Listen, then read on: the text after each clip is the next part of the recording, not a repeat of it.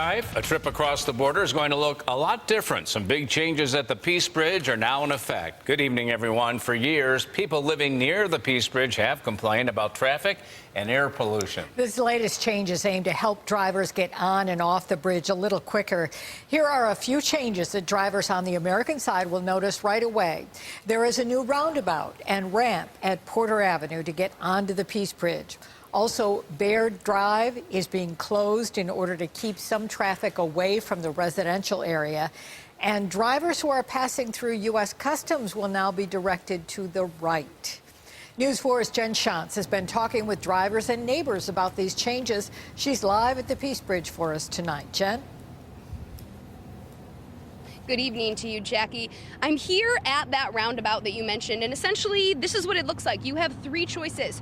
You can take a right, which will bring you to the Peace Bridge. You can hang a left, which will bring you on the thruway, the northbound I-90, or you can circle all the way around, and that, of course, will bring you to LaSalle Park.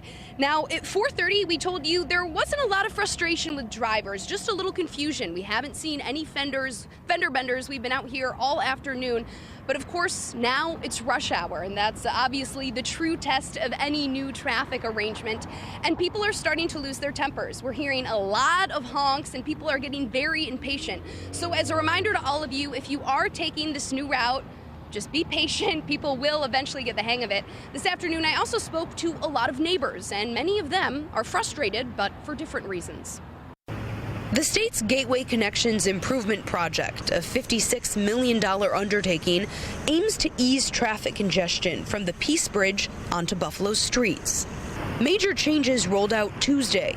The hope is that with a new roundabout and other changes, there will be more direct access between the Peace Bridge Plaza and Interstate 190. I don't see there being much of a change with the traffic. Seems like it's the same. Doesn't seem like it's speeding up too much.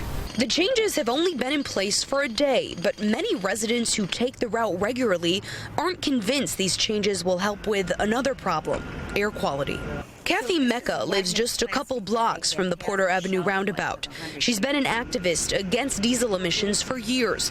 She says soot from semis builds up on her windows and is making her neighbors sick.